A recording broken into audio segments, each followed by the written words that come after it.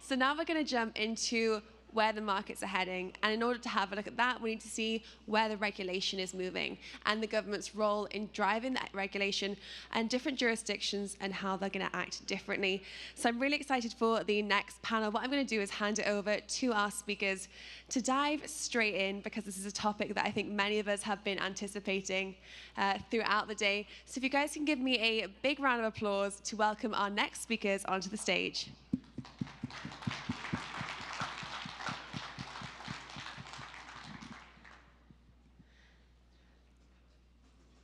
Okay, come on up and I'll allow you guys to introduce yourselves. Thank you. Thank you. Thank you. Thank you. Here you go. The stage is yours. Enjoy, guys. How's everyone doing?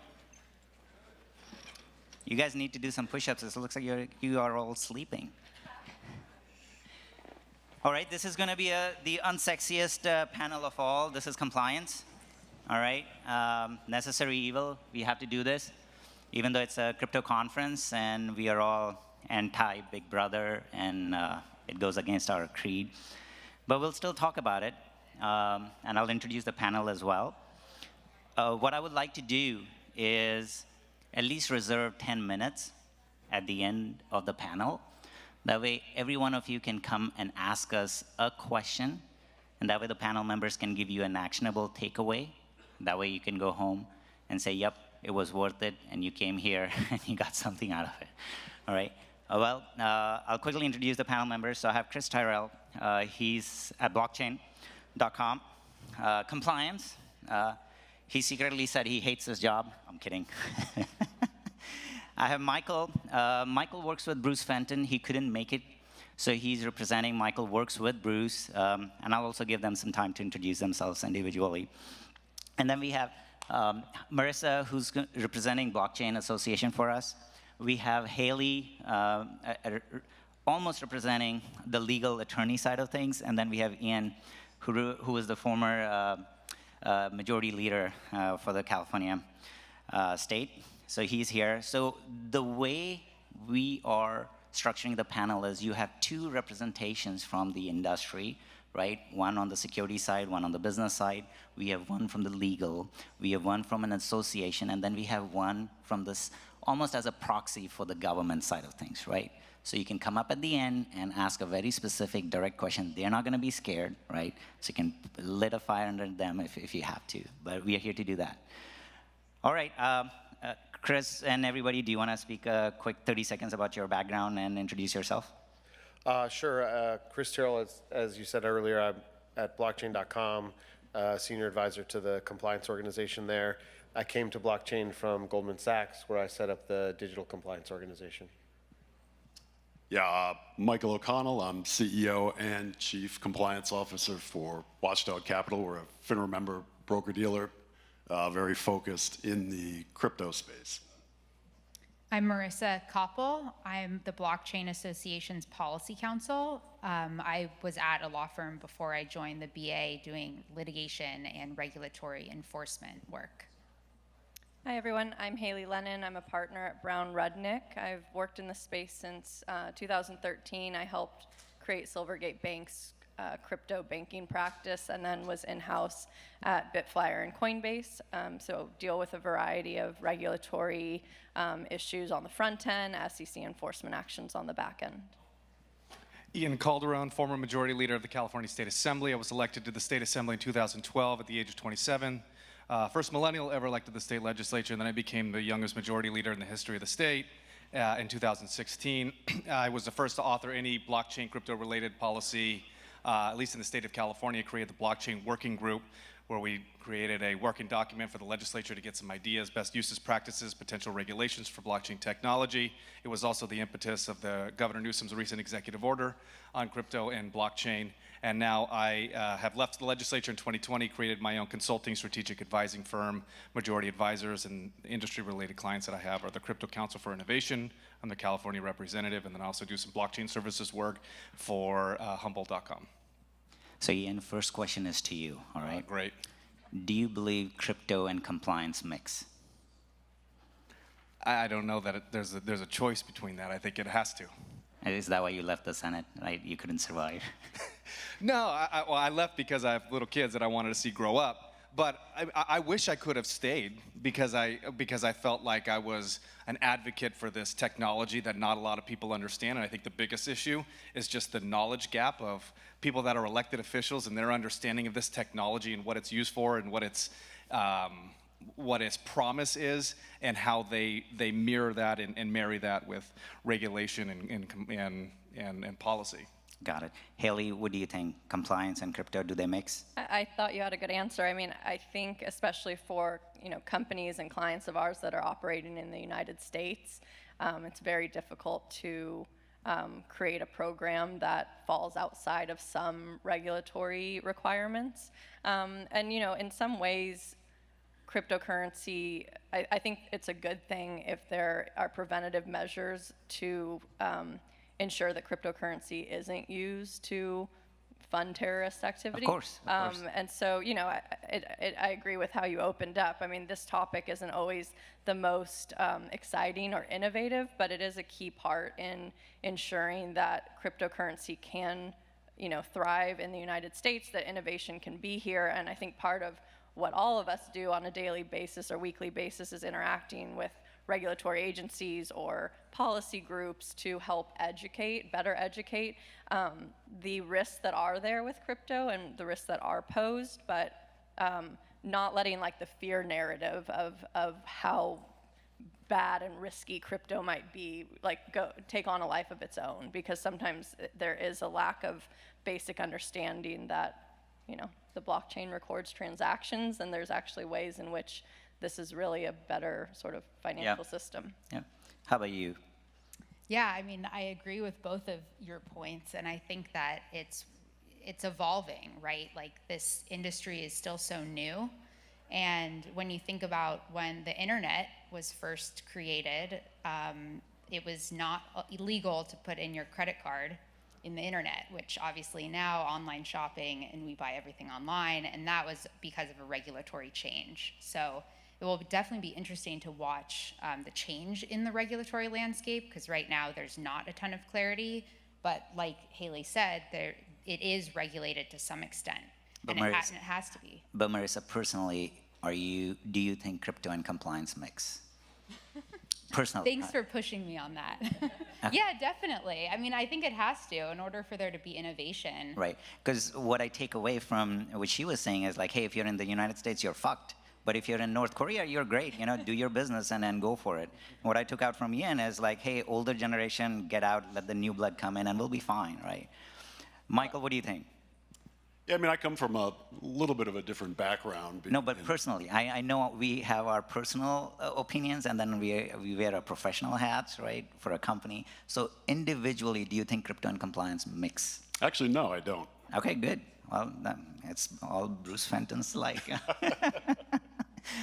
What about you, Chris? I'm going to disagree on a couple points. I'm going to disagree that compliance in crypto isn't exciting and that it isn't the most innovative place I think people who can design products that are inherently compliant are going to be more successful with those products. A product that is location aware, that knows that it is, certainly that knows when it's transacting with the North Koreans and doesn't, or knows with whom it's transacting, of what product type, and under what regulatory scheme, and can actually adapt to that, is actually going to be far more successful than a product that isn't. Right.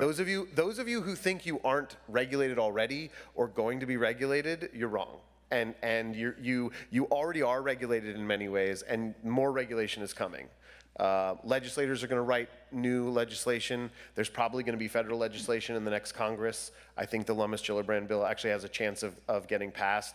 And there will be a comprehensive U.S. framework for crypto regulation sometime in the near future.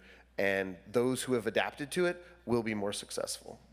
Thanks, Chris. Personally, I think it's depending upon how you ask that question, right? So individually, my views are exactly like Michael's. But on the other side, if I'm the CEO of DeFi platform like Aave, Sushi, Compound, whatever it is, I would hate it if the news article comes out that my platform was used for terror financing, right? So even though individually I think government has no business in looking at what I do, but on the other hand, if you're the liquidity provider for a specific platform, you want to know your counterparty risk. You want to know who you're interacting with, you know. So I think compliance does have a place. So again, I didn't give a straight answer, but again, it's not a 0-1 black and white answer there. I have a slide. If Ezekiel or somebody on the backstage can bring up that slide. So it says, brace yourself. I don't know if you panel members can see it. I wish they could see it. Right, it says, brace yourself, government regulations are coming, right? Which is what Chris was alluding to. So Ian, I'm going to start with you. Based on your experience, when they're framing these, you know, rules, how can we help? And how can we help that the regulations are written in a way which is not overly, you know, suppressive, and then the ball is not swinging to the extreme side, right? How do we do that? It's a good question. And I'm going to just preface, they're all a lot smarter than me, so bear with me. But you went to the Senate, right? The Assembly. Yeah, the Assembly. You know, but anybody can get elected nowadays. You know, what I would say is that, you know, what's going to be important is people's understanding and the differentiation between the technology. What is blockchain? What is crypto? What is DeFi? What is Bitcoin? And really helping policymakers and decision makers understand those differences and the nuances, and not just focusing on we don't want to be regulated, but helping them see the benefits to government. How can this improve government? If I'm of government, my job as a legislator is to represent people and to make sure we're doing everything we can to make their lives better, improve their lives, and deliver our services better. Here's a technology that can deliver government services better. So how can we do that? Help them see that, help them understand that. You know, for example, I got a call from the wife of a very powerful legislator who wanted to have me put them in touch with somebody at Coinbase because their aunt had been defrauded on Coinbase. And I said, well, why don't you tell me a little bit about that real quick before I throw you over there? And what had happened is their aunt had a close family friend. She wanted to withdraw money to have it go back to her bank, but this close family friend said, well, here, put in my banking information, send it to me, and then I'll make sure my bank gets it to your bank. That's going to be the easiest, fastest way for you to get your money. And we're talking hundreds of thousands of dollars. Well, of course, that family friend was not being genuine, and they stole that money. And they interpreted that as being something, because her account was on Coinbase, and they interpreted that as being a Coinbase problem. I said, no, that's an individual user's problem. That isn't Coinbase's fault. And that's a big part of helping the understanding of policy and legislation when it comes to, you know, how do you impact that? You have to help with that piece. And you know, what is Coinbase? What is an exchange? You know, what is a digital, you know, blockchain services company? There are all these nuances that there is a lack of understanding within decision makers of what that actually is. But Ian, most of the time that doesn't work, right? I'll give you a simple example. I'll use a very simple example of the city of Vegas, right? If you've been to a conference in Vegas, and if you order an Uber at any one of the casinos, do you know where you have to go to get the Uber? Not at the front, you have to go at the back, right? But when you're going to the casino, the Uber is allowed to drop you off at the front entrance. So if you use that as a proxy for how governments work, right? If government was really working for the people, by the people, of the people, they would have said, you know what, Uber is a great service.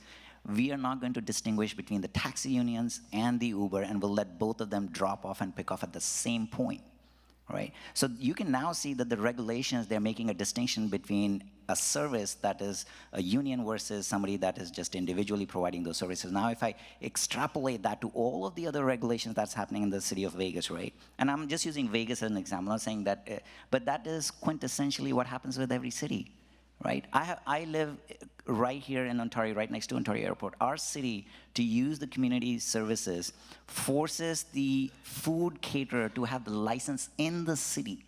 He could be from LA, he has a license in LA, city of LA, or city of Irvine, and they would still force him to get another one in that city of Fontana or city of San Bernardino. So it's again, like when you say we have to educate them, like how? Like I don't have faith in there, right? So how do I do that?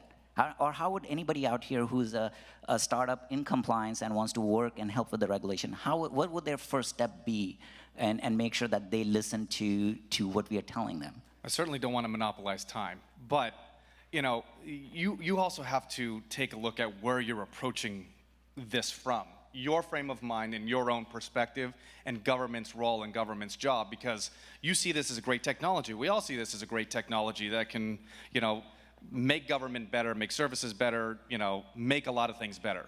But you're not just dealing with this one this one decision that government is making. There are a whole host of organizations, individuals that are being impacted and affected by every decision that is made. So, like your example, Uber and the taxi cabs. Well, Uber, that was a significant impact to the taxi cab industry. And there are a lot of people that are supported by that industry. DeFi is about to have an impact which is going to kill all of the CeFi, all of the banks, all of the lending protocols, ASAP. No doubt, but they're going to have to go through the process of, explaining to government who they are, be compliant with regulation, convinced with policy. They're going to have to go through all those same processes that every other industry's had to go through in order to get there. Not to say that industries aren't going to die, but when you're an elected official, you're trying to not do harm. I know that sounds strange, and doesn't sound like that computes with what we're seeing in today in government and politics.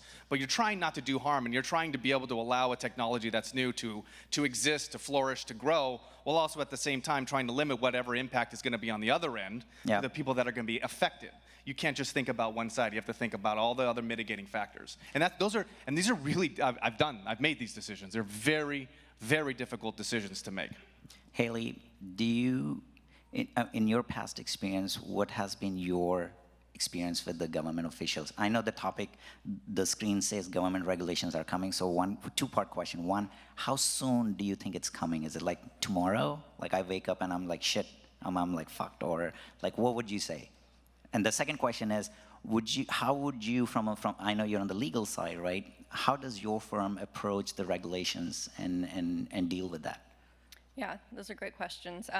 Yeah, I think I agree it's coming. I think in many ways it's here. I think the Biden executive order really put some things into motion in terms of asking different regulatory agencies to get together and research and put out these reports. And there are different bills that are pending.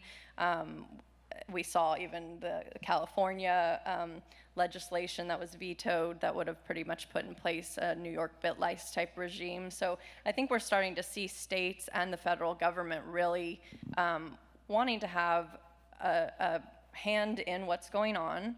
And I think that there are some things that are going to happen, especially in terms of SEC versus CFTC jurisdiction and the regulatory land grab there. I'm sure we'll talk about that a little later. But when clients come to my firm, and when I was in-house at Bitflyer or Coinbase, I agree with what's been said, what Chris said, especially in terms of forming a product in a way that it is offering what you want it to offer and can operate in a way that in certain states that have, not New York DFS, you can offer certain products before you get New York DFS approval, that you can offer products in other countries that maybe aren't okay here in the United States currently. So, my job, I see, I don't like to be a lawyer that says no.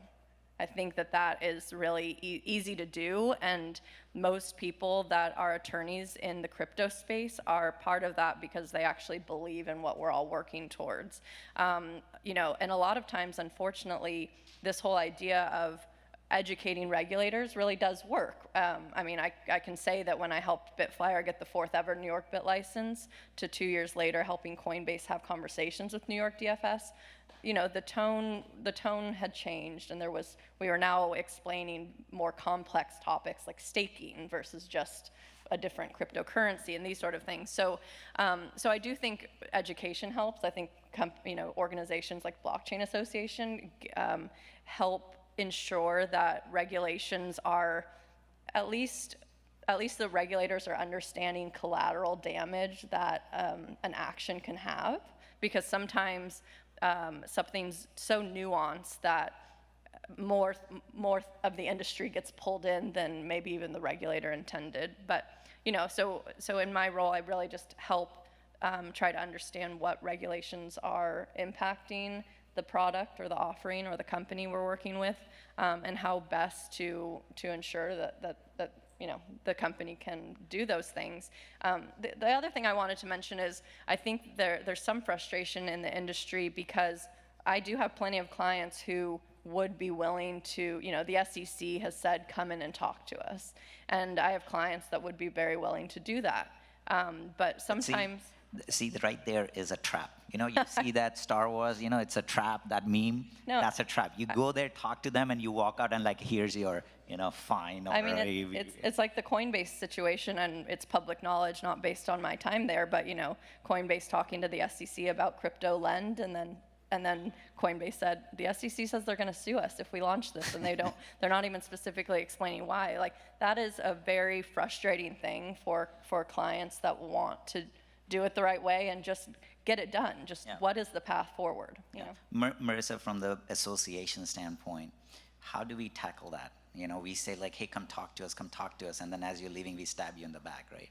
How do we do that? Or how do we prevent that from happening? Because there are a lot of founders here who are shit scared. They're like, you know what, I would rather do it and ask for forgiveness later.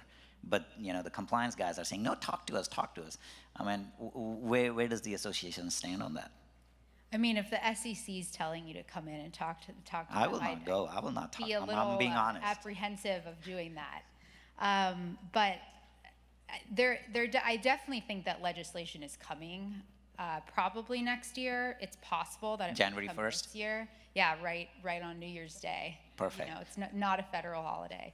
But it might come this year, and I think if it does, there's a potential that it could pull in some unintended groups. Like if the legislation is focused on CeFi, it could pull in DeFi if the regulations or the legislation the language isn't careful enough. And that's where the education comes in. And which three-letter agency do you think is pushing so that it'll make it this year? Like who's the most, is it the FinCEN, is it the SEC, CFTC? Like who's pushing in your opinion? I don't know if it's coming from the agency side. I mean, I know the SEC wants as broad jurisdiction as possible, but I think it's really coming from the legislators, the people in Congress, who are the representatives. And right now, the current legislation that is being actively negotiated is in terms of the crypto spot markets. Yep. The jurisdiction is going mostly to the CFTC, which in my view is better than it going to the SEC, but I know recent developments with UkiDAO have Correct. Maybe changed that a little bit. But I don't know I don't think it's coming necessarily from the regulation side. Got it. So Michael and Chris, because we all... Real quick, can I just Yeah, one, go for it. I apologize. There is a difference when a lot of what I'm talking about, there is a legislature and legislators, and then there are regulators. And the win is going to be coming from legislators and talking to them and helping them understand, because they're going to write the policy that the regulators will have to follow. Right now, the big problem is that there is no certainty. There isn't no saying like this is this, which is that, and this means that. You get that through policy. You get that through legislation. So you want to advocate to legislators, help them understand what it is so that they write the bill that becomes law, that the SEC, other whatever acronyms are boxed in and they have to follow these rules. Right. And just to add on to one more thing, the regulators do have the power to issue regulations, but they have to be authorized by Congress in the federal case to issue whatever regulation they're issued. And they have to follow certain procedures. So they have to have a notice and comment period. They have to do, economic analysis before the regulations actually become law. For the people who are attending, and this is also my curiosity, is there a published list of legislators which say, hey, Tom Cruise is doing this, Penelope Cruz is doing this, Michael Jackson is doing this, so we can then go to them and say like, hey, I have deep experience in payment side. Hey, I have deep experience here, let me help you. Is there a list published like that somewhere? I know that Coinbase actually I forgot what they called it, but they have a platform through their site where you can look I see. up, you know, the various Okay, fair enough. lawmakers who are advocating on behalf of Okay. crypto. So, Michael and Chris, on that bottom line of that meme was brace yourselves, right? So we are the ones who are bracing, right? For them, it doesn't matter, right? It's us who's eating the omelet at the end of the day. How do you, in your role, do you actively look at it and say, hey, let's plan for plan A in case this happens, let's do plan B? Or do you just say, hey, we'll just wait, let the regulations come in, and then we'll then react to it rather than being proactive? I'll let Michael go first. Yeah, I mean, the biggest problem with deregulation that is certainly coming sooner rather than later is if it's not done right, it's going to seriously crush the pace of innovation, particularly in tokens, right? Watchdog Capital, we are a FINRA member broker-dealer.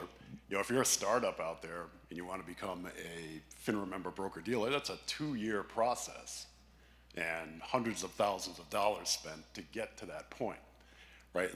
And the tokenized security space is being hung up as well, because even though we are a FINRA member broker-dealer and we can handle traditional securities, if we want to handle digital securities, we need to start up a separate subsidiary that's ring-fenced off from the traditional financial network, and it's all digital securities in that particular broker-dealer.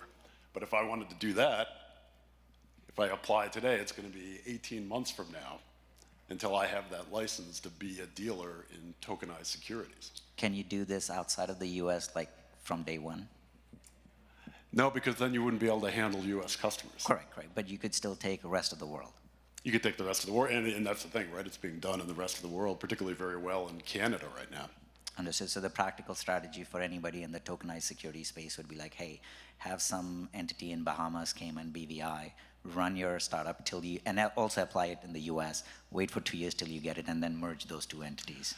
Yeah, and you'd also want to run a company like that in a regime that is well respected by the US, right? There's a group of people, I can't remember the name of the company, they're doing that in Germany right now, and they have BaFin approval for their tokenized product, which will be much easier to bring into the US. Got it. Chris, so are you proactive or are you reactive, and how do you look at the brace yourself part? Yeah, the brace yourself part is partly evaluating what you're doing and where it's best to do it. I don't agree with your statement that you can just start day one. Even in Cayman, there's a process, and so you need to do a thorough job of selecting the jurisdictions in which you're actually going to do those things and seeing what the regulatory construct is. BVI is in a consultation period for new regulations that are going to significantly impact the crypto operators who are operating in the BVI, which at one point was a significant jurisdiction of choice for people who wanted to operate with a much lower regulatory strain, and realize that, to Michael's point, there are certain customers you won't be able to serve if you operate in specific jurisdictions. I'm okay with it. And some people are, but some people... I'm already about to, like, half of my life is done. I'm going to wait for 2 years for a freaking license to come in, come on. Who knows what will happen 24 months from now? So the other part of brace yourself is plan ahead, right? I mean, if you want to sell things to US customers, know that you're not going to be able to do it for 18 to 24 months. Know that you're going to have to go through a significant regulatory process. Know that you're going to have to go visit FINRA or the SEC or someone, and that those meetings won't always go badly. Yes, every once in a while there'll be an issue, but if you're actually directly engaged with the regulators and having a conversation, you can have a conversation. You can find a way around or through. Not always, but many times you can get that by dialoguing with the regulator at the right point. Also, go to them when you don't need things. Go to them when they're asking for information. You can have a really healthy dialogue with a regulator that's trying to figure it out. If you're the person that educated the regulator on the business that you're in, you're much more likely to end up with regulations that you like. That's a great advice. Go to them when you don't actually, it's almost like dating advice you're giving here, Chris. One other thing that I think is important for us to all understand and take into account is that there are real people that are really actually being harmed every single day, and we can't forget about them. And it's as eager as we are to try to make things happen quickly and get things done, you know, that are of benefit to the industry. There are people that are in really bad position, or you know, have no regulation or stave off as much regulation as possible. There are very real people being harmed every day, like DFPI, which is California's DFS. You know, they get calls all the time, asking, what do we do? Can you help us? And there's no answer DFPI can handle. And what I will say in terms of what's impressed me, at least from what I've seen from California, is, you know, my decade in the legislature, it was, here's a problem, here's a bill, and it gets fixed. That's not what you're seeing right now in this industry, at least in this state. You're seeing a really, really slow approach trying to thoroughly understand the dynamics of this industry, all the different pieces to create meaningful regulation. And it's for multiple reasons. A, because you want the consumer protection, but you also want to be able to have a healthy industry. And so what you're seeing Newsom and his veto of 2269, there's a lot of reasons mixed in why he vetoed 2269, but it's a combination of, A, this is a great issue, especially for somebody who has other aspirations because it is the future and he sees that it's the future. But B, you know, there's just a lot, you know, that you have to take into account when, you know, you take a look at the harm that's being done and his executive order and really understanding, okay, well, what's going to make a difference? I want to make a difference, provide the consumer protection, but also at the same time, not chill what the industry is going to be in California. So, you know, that's just something that it's easy to forget about, but then, you know, it's not something that should be forgotten about. What if, and this is just a thought process because half of the panel on this side is on the operator side, right? What if us three told the regulators, like, you know what, for the next 36 months, it's a green field. Do what you want to do, let the grass grow, we'll figure out. In 36 months, we'll see what works, what doesn't work, and then we'll make that as the, you know, regulation. Why does it always have to be a bill up front? Why do we have to do that? Why don't you just let it run? So I'll tell you from my experience in running legislation, the industry never came. Even I was somebody who was friendly to the industry, somebody who wanted to work with the industry, somebody who wanted to plant the flag, say, come to California, because my perspective was always, just because we've been a leader in tech over the last decade, doesn't mean we're going to continue to be a leader in tech going forward in the future. You have to fight for that, and you have to convince the industry why they should be here. I was a friend. And every time, whether it was a verifiable credentials bill, I've got Alfonso Orana and you know, some other folks that were here, they reached out to me when it came to verifiable credentials around COVID testing and, you know, being able to have that information. But nobody ever came to support. So I think in a dream world that works, but in reality, most people, and it's changing, but it's really hard to get the industry to even come and be supportive of things that friends are doing. Understood. I'm going to switch topics. Let's see if this works. This is the second slide here. Hopefully it'll come. I don't know where I need to point. This is the second screen. Okay, I know you guys can't see it. That's a bummer. But this is Eric Voorhees and SPF from FTX Exchange. I don't know if you guys follow crypto Twitter. Does anybody here follow crypto Twitter? Raise your hands. All right, well, you guys are in the minority, and everybody should go on crypto Twitter, right? So this is a nice conversation. If you haven't heard it or gone on that, you can definitely do it. So FTX is a very large exchange, right? So I'm going to play the devil's advocate, and you guys tell me if it's a nice chess move from SBF or not. He's now grown big, and now he comes up with regulations and says, hey, I'm pro-regulation so that I can kill all the other exchanges out there from growing. And then Eric's point is like, no, we don't need regulation, right? I mean, that was the quote-unquote on the two sides. And I'll start with you, Chris. What do you think is the right strategy for FTX, which is saying, hey, we want pro-regulation? Because I almost look at it like Philip Morris, right? If you're a cigarette manufacturer and the first one in the top list, you're going to always welcome regulation because it's always a big moat, big hurdle for the startups to come in, right? So what do you think about that strategy? Yeah, I would say that there are other things that probably motivated Sam Bankman-Fried other than hegemony in the proposals that he made. Number one, he wants the CFTC to be his regulator, not the SEC. And why is that important? And that was, until recently, in part because of the opinion that the CFTC would be more friendly, and that the treatment of these assets as commodities would be more friendly from a de-frictioning from an industry standpoint. The second thing Sam Bankman-Fried wants, which is very significant and is different than the rest of the commodities market, is he wants a 24-hour market. And he wants a 24-hour market in which instruments can auto-liquidate.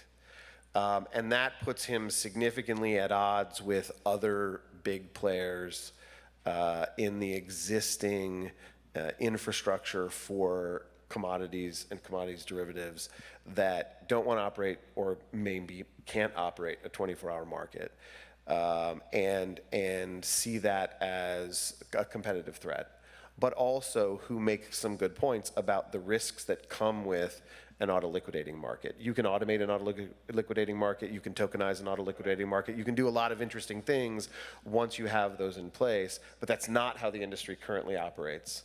And so those changes, I think, are far more controversial in my mind, and more difficult to get through from a regulatory standpoint than just, oh, this structure will set up this company and its large fellows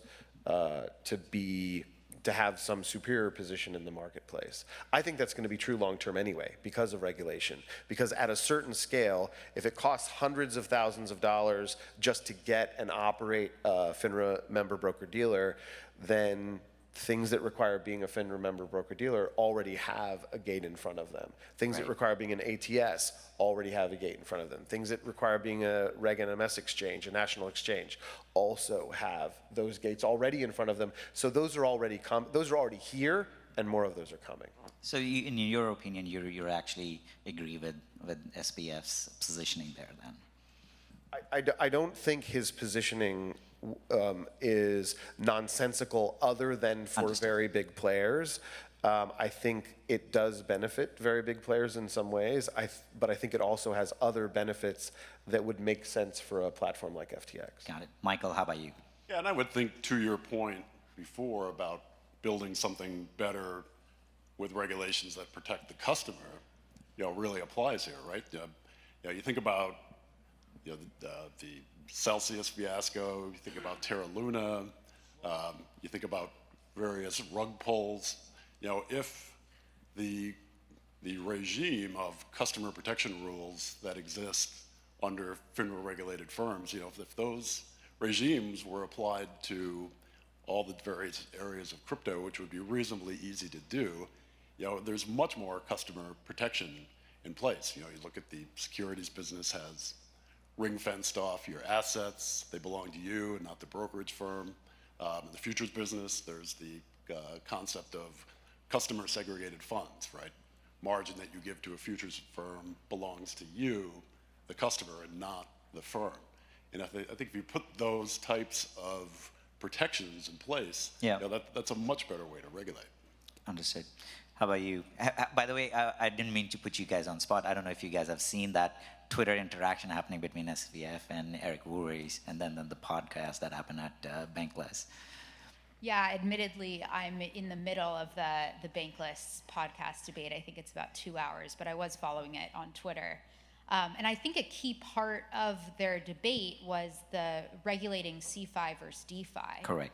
And I mean, I'm of the view that DeFi needs to be studied more before legislators can actually, regulate it in a well-tailored way.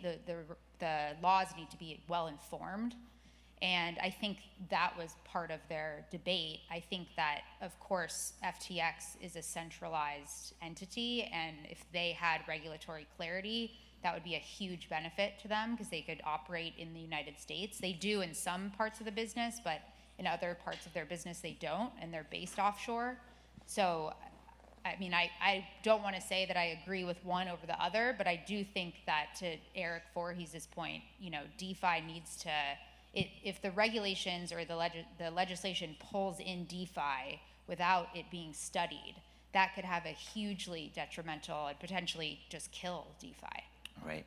How about you, Hailey? Well, building off that point, I mean, I have a lot of conversations with regulatory agencies, including the SEC, about this idea that they are looking at decentralized exchanges, automatic market makers, and trying to fit those into traditional definitions. And sometimes in those conversations, my question really is, what is the end game? You know, because in some of these situations, and we also saw it with the tornado catch situation, like there's unintended consequences, and it may not really put an end to what the SEC is trying to prevent, right? If it's an open source product or just a website interface that gives access to a decentralized exchange, but there's many other other ways to access that. So I agree with you that when it comes to DeFi, and that is what I pulled from that debate, the little I saw of it, is this idea of, I mean,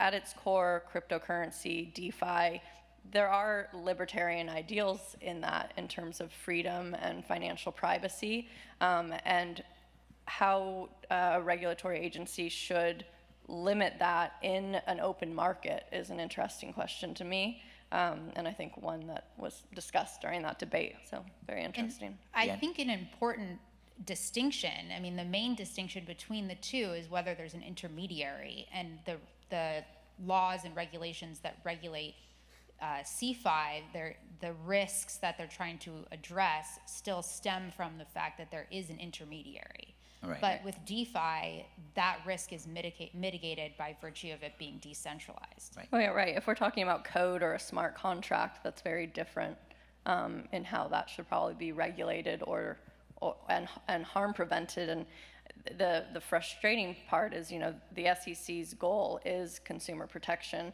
and even with the enforcement actions we're seeing, the things that really have made the headline news of harming consumers. Well, I look at DeFi more like, you know, if I were to give Chris $1 million in cash, right? I don't need to ask him. He hasn't given me $1 million in cash at any time. I just want to But he make sure keeps that's saying clear it, for he everyone. just isn't delivering. Right. I'm not KYCing him, or neither is he, right? It's just like, I trust, in my head, the analogy for DeFi is like, hey, it's like that, right?